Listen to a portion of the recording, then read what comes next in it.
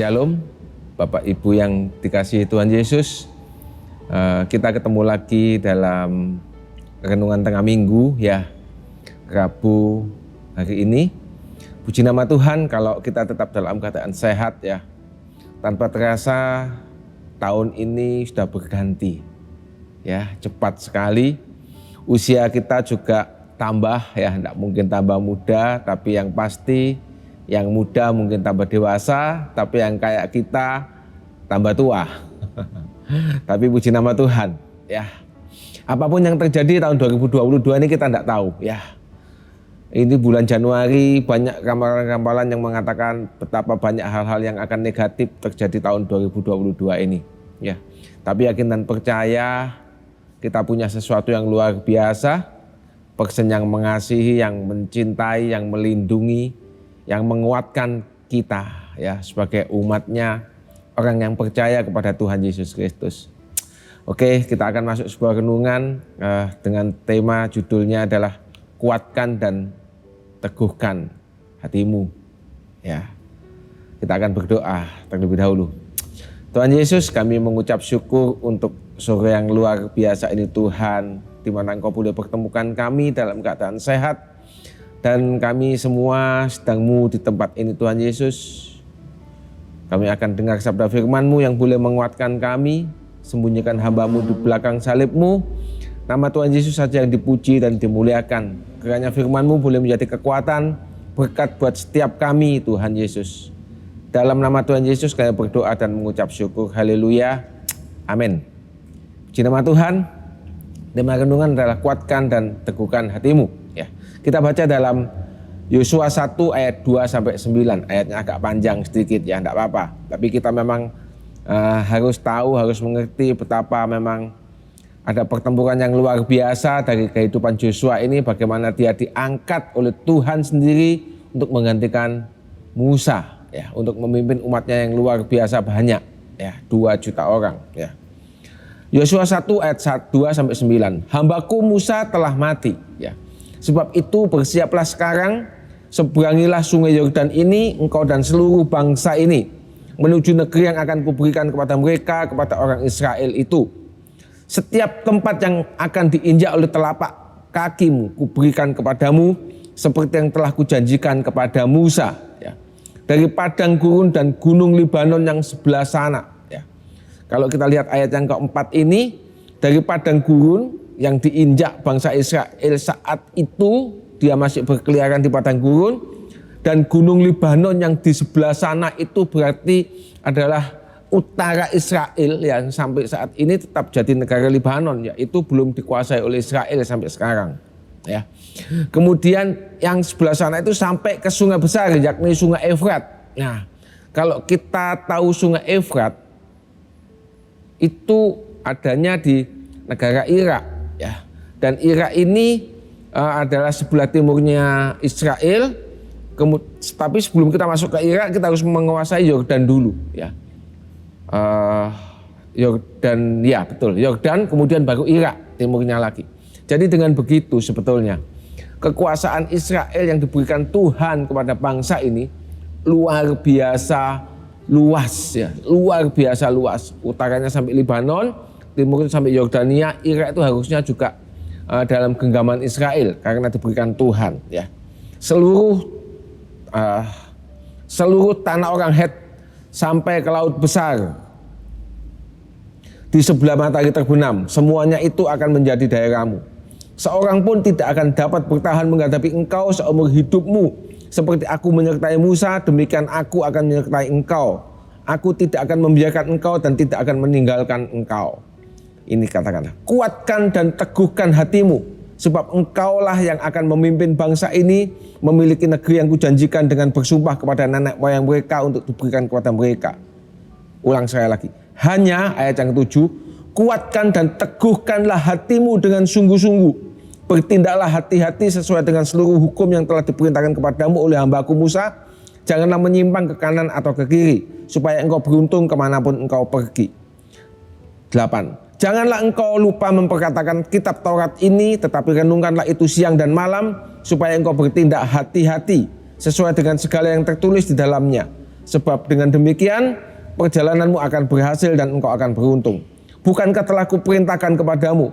Sekali lagi dikatakan, ini ketiga kalinya Tuhan mengatakan kepada Joshua, kuatkan dan teguhkanlah hatimu, janganlah kecut dan tawar hati, sebab Tuhan Allahmu menyertai engkau kemanapun engkau pergi. Ya. Kalau kita tahu latar belakang Joshua, ini adalah pembantunya Musa, kemana-mana dia menyertai Musa. Waktu Musa sampai naik ke Gunung Sinai dan mendapatkan 10 perintah Allah, Joshua ini dengan setia menunggu Musa di bawah gunung, tidak kemana-mana. Wah, luar biasa kesetiaannya orang ini. Ya, dia ini dari suku Efraim. Efraim itu saudaranya Manase, anaknya Yusuf. Ya, kemudian diadopsi sama Yakub menjadi suku-suku Israel, menjadi 12 suku Israel, termasuk Manase dan Efraim. Tapi waktu penumpangan tangan lebih diberkati Efraim, meskipun Efraim anak yang kedua. Ya, tangannya Yusuf terbalik. Ya, dia memberkati Efraim dengan tangan kanannya, tangan kirinya memberkati Manase, sehingga Yusuf protes juga, komplain sama papanya, loh Pak, kenapa kok yang diberkati Efraim? Dan Yakub mengatakan memang berkat itu untuk Efraim. Ya, dan memang ternyata benar ya. Banyak setelah itu kalau kita lihat sejarah, dari suku Efraim ini muncul tokoh-tokoh yang luar biasa. Ya. Dari sini kita tahu bahwa kekuatan Tuhan itu tidak bisa dikalahkan oleh apapun juga. Ya, luar biasa. Dan kita tahu juga memang meskipun Joshua ini orangnya dalam posisi yang ya cukup boleh dibilang pembantunya Musa. Ya. Tapi dia disayang Tuhan luar biasa. Ya. Dia memimpin bangsa Israel 2 juta orang itu tidak gampang, Bapak Ibu. Ya. Kalau 2 juta orang itu sudah, katakanlah mungkin penduduk Jombang ini mungkin sekitar 1,5 lah mungkin saat ini ya. Kabupaten Jombang ini mungkin sekitar 1,5 jutaan begitu mungkin ya. Atau mungkin hampir sama lah, katakanlah mungkin 2 juta paling banyak. Nggak sampai ya, kalau Jombang ini mungkin 1,5 lah. Nah, segitu itu kemudian dipimpin dengan seorang bupati. Tapi kan mereka semuanya sudah punya rumah sendiri, punya pekerjaan yang cukup mapan dan sebagainya. Sehingga kepemimpinan itu hanya cukup diarahkan aja. Oh ayo penduduk harus semuanya didata KTP-nya. Oh ayo saat ini kita dapat pembagian apa dari pemerintah dan sebagainya. Gampang diarahkan. Saat ini besok minggu depan kita suntik vaksin semuanya. Hanya tinggal diarahkan. Tapi ini 2 juta orang ini nomaden, Bapak Ibu. Ya. Nomaden itu pindah-pindah tempat di padang gurun itu. Ya, nggak menetap di satu tempat. Ya. Seringkali harus boyongan, kemahnya dibongkar, kambing dombanya dibawa rame-rame, ya. Bawa anak. Wih, saya bayangkan luar biasa ya, 2 juta orang dan dipimpin oleh Joshua. Ya. Dan waktu dipimpin oleh Musa, itu mereka hanya berkeliaran di padang gurun. Tapi waktu dipimpin Joshua, mereka mulai diajar oleh Tuhan untuk masuk tanah Kanaan dan harus angkat senjata untuk berperang. Ya. Jadi memang, ini kepemimpinan yang betul-betul luar biasa. Ya. Joshua yang begitu kecil, ya nilainya di mata manusia mungkin, tapi di mata Tuhan begitu luar biasa besar. Ya. Dia akan menghadapi peperangan-peperangan yang luar biasa di tanah Kanaan, yang dijanjikan oleh Tuhan. Tidak cuma dikasih, itu loh tanahmu sudah ambil aja semuanya nanti aku yang ngatur. Tidak begitu. Semuanya Tuhan yang ngatur, memang iya. Tapi membutuhkan perjuangan-perjuangan yang cukup berat untuk menaklukkan satu suku dan suku yang lainnya. Dan kita tahu ini membutuhkan satu kekuatan yang luar biasa, mental yang luar biasa dari Joshua. Ya, untuk memimpin bangsa Israel yang boleh dikatakan sangat tegar tengkuk ini. Ya. Dan kita tahu perjuangan Joshua ini kalau dibandingkan dengan kita sebetulnya kita bukan apa-apa. Tapi pun begitu kita bisa ambil teladan Joshua yang luar biasa ini. Menghadapi tahun 2022 ini kita memang tidak ngerti akan terjadi apa. Tapi yang kita tahu dengan pasti perjuangan kita melalui 2022 ini kita sudah mengalami 2020, 2021 cukup berat. Dan 2022 ini kayaknya juga masih idem dito dengan 2020 dan 2021. Apa yang harus kita lakukan? Teladan Joshua sangat luar biasa. Dan Tuhan kasih apa modalnya? 2 modal yang harus Joshua lakukan, ya. Yang Tuhan berikan kepada Joshua, apa itu? 1, kuatkan dan teguhkan hatimu. Kuatkan dan teguhkan hatimu. Ini modal yang sangat luar biasa. Modal yang sangat menjadikan Joshua sangat kuat. Ya.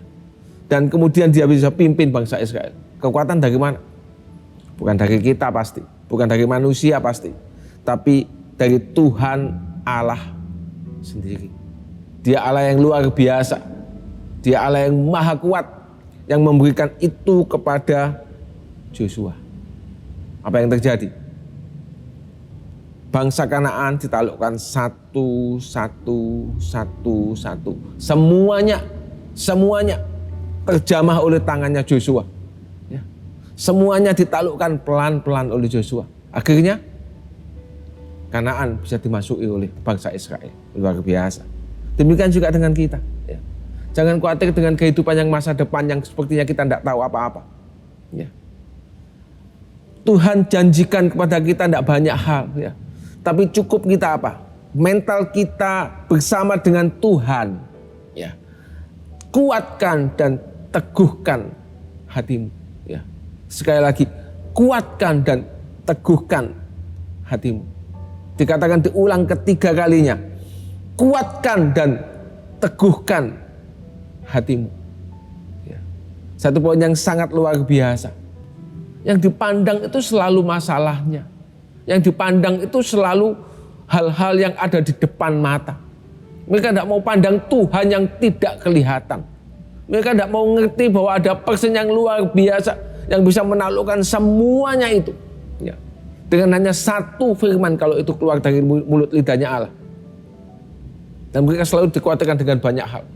Hal-hal yang ada di depan mata yang sangat mengkhawatirkan, yang jahat, yang menjadikan kehidupan mereka menjadi khawatir, menjadi minder, menjadi tidak tahan dengan segala apa yang ada di hadapan mereka. Ya.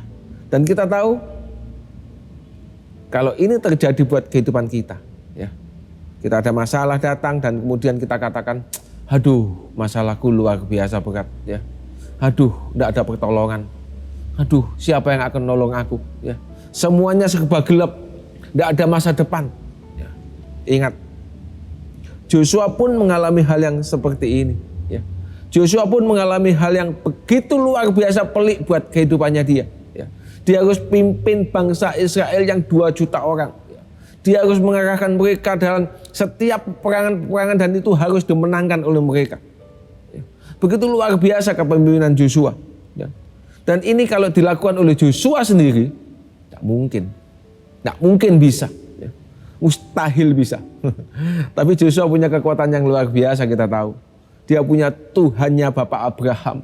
Dia punya Tuhannya Musa. Dia punya Tuhannya Yakub. Dia punya Tuhannya Yusuf. Dia punya Tuhannya Ishak. Dan itu Tuhan kita juga. Namanya Tuhan Yesus Kristus. Begitu Joshua menguatkan hatinya, meneguhkan hatinya. Tidak lihat masalah yang ada di depan dia. Tidak lihat musuh-musuh yang begitu kuat yang ada di hadapan dia. Tidak dilihat semuanya. Yang dilihat apa? Tuhan semesta alam. Ya. Allah semesta alam itu yang menjadi gantungan kehidupannya. Kalau itu yang dilakukan oleh Joshua, semuanya akan menjadi baik. Semuanya akan menjadi luar biasa. Dan kita tahu hasilnya juga sangat luar biasa. Begitu banyak tokoh-tokoh di Alkitab yang kita juga mengerti. Bagaimana Sadrah, Mesak, Abednego waktu dia mau dimasukkan ke dapur api. Harus memuja patungnya Nebukadnezar. Dan mereka tidak mau itu. Dan mereka harus dimasukkan ke dapur api yang panasnya sampai 7 kali panas api biasa. Wih, luar biasa. Sampai yang gotong mereka pun mati kebakar. Ya. Dengan masalah yang begitu berat. Taruhannya bukan hanya seperti kita saat ini. Taruhannya mungkin ya mungkin kalau ekonomi mungkin susah makan lah, mungkin begitu ya kasarannya. Atau mungkin kehidupan sakit penyakit lah mungkin begitu ya. pekerjaan yang susah mungkin begitu. Ya. Tapi mereka itu mempunyai sesuatu yang sangat luar biasa berat bagi kehidupan mereka. Apa itu? Nyawa yang harus dipertaruhkan. Ya. Mati dalam kobaran api yang dipanaskan 7 kali lipat. Ya. Tapi apa yang dilakukan oleh Sadrak, Mesak dan Abednego? Tidak ditolong sama Tuhanku, tidak apa-apa. Tapi yang paling utama, ya, dia tidak akan mau menyembah patungnya Nebukadnezar. Yang mau disembah dia hanya Allahnya Bapak Abraham. Terserah Allahku mau tolong, tidak, terserah dia. Penyembahanku hanya kepada dia. Luar biasa Bapak Ibu. Dan kalau ini kita bisa lakukan dalam kehidupan kita, bukan hanya kita bisa lakukan, tapi harus kita lakukan, ya, harus kita perbuat. Ya. Dan hasilnya luar biasa. Tuhan tolong, Tuhan lepaskan, dan api itu tidak menjilat, jubahnya pun tidak terjilat oleh api. Siapa tokoh-tokoh Alkitab? Siapa manusia ini yang tidak lepas dari masalah? Semuanya ada masalah, semuanya ada problem kehidupan. Tapi kalau kita contoh tokoh-tokoh Alkitab, ya, semuanya bukan melihat masalah mereka, bukan. Tapi mereka melihat Allah mereka yang luar biasa besar. Satu hal yang harus kita pegang untuk melalui tahun 2022 ini. Apa? Kuatkan dan teguhkan hatimu, pandang dia saja. Yang kedua, ayat yang ke-8 dikatakan seperti ini. Janganlah engkau lupa memperkatakan kitab Taurat ini, tapi renungkanlah itu siang dan malam, supaya engkau bertindak hati-hati sesuai dengan segala yang tertulis di dalamnya. Sebab dengan demikian perjalananmu akan berhasil dan engkau akan beruntung. Satu, kuatkan dan teguhkan hatimu. Ya. Kuatkan dan teguhkan hatimu.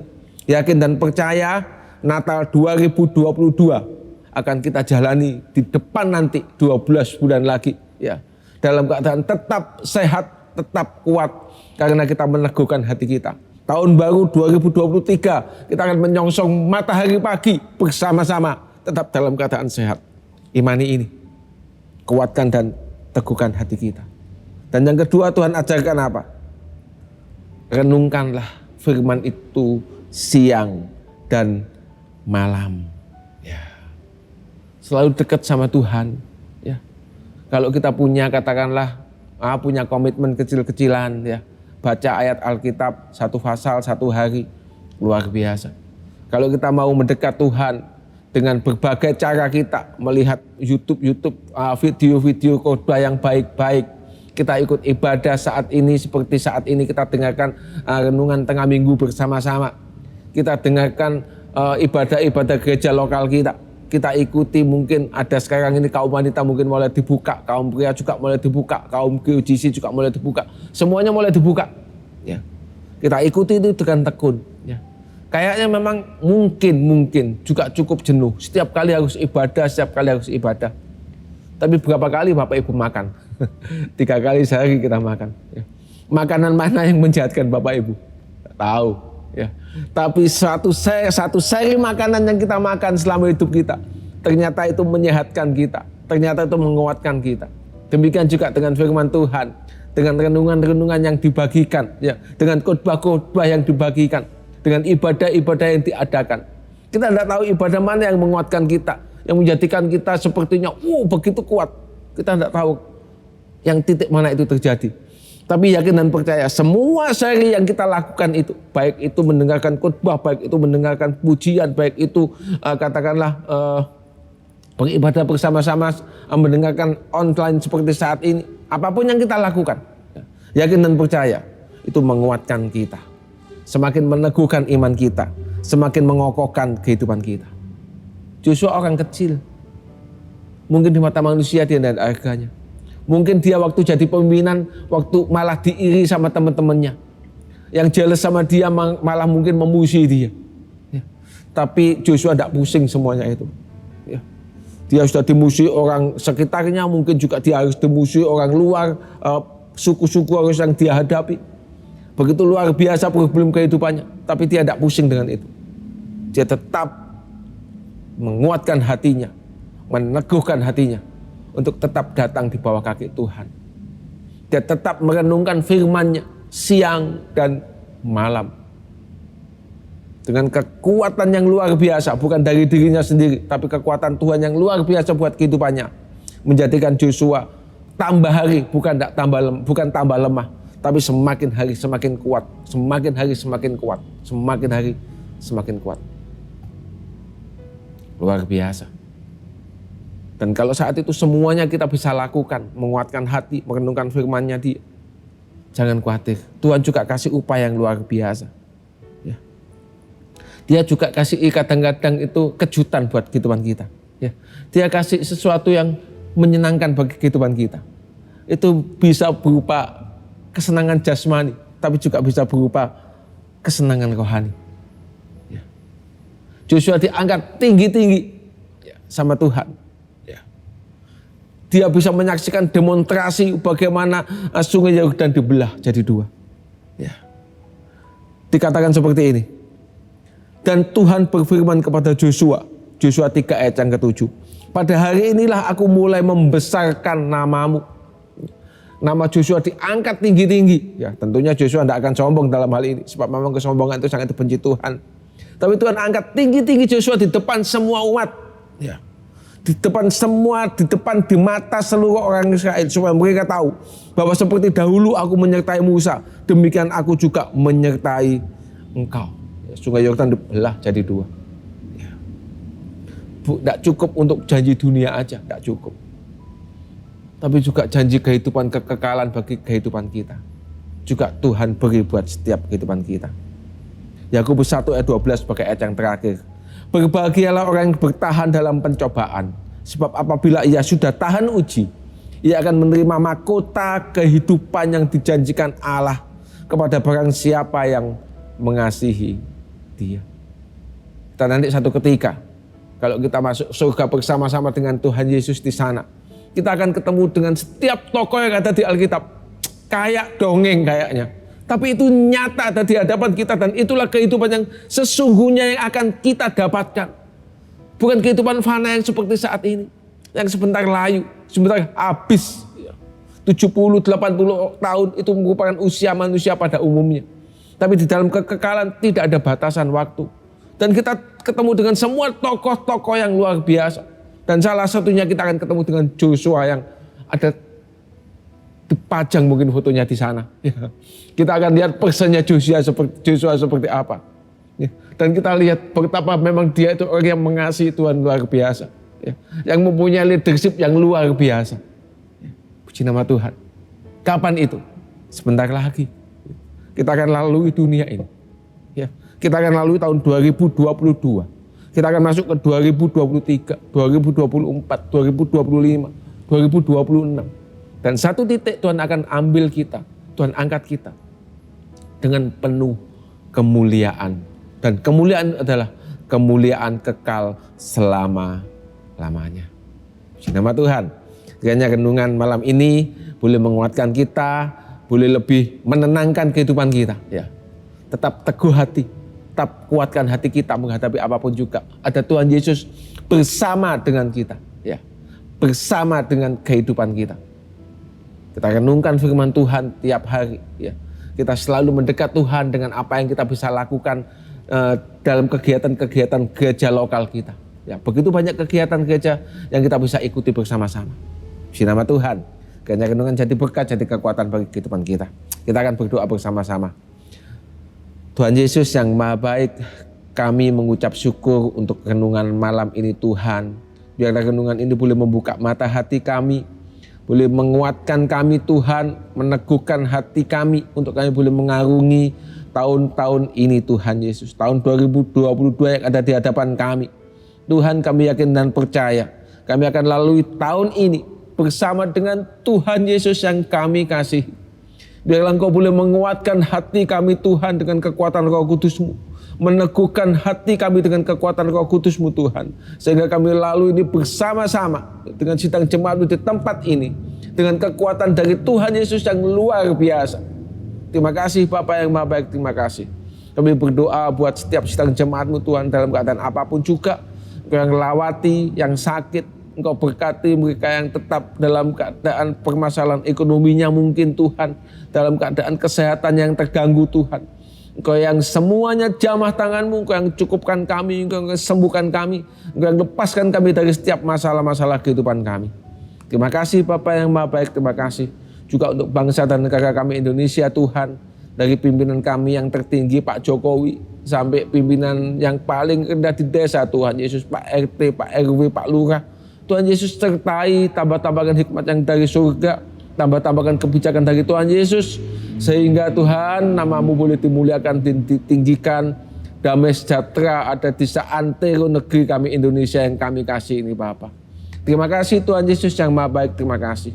Di dalam nama Tuhan Yesus Kristus kami berdoa dan mengucap syukur. Haleluya. Amin.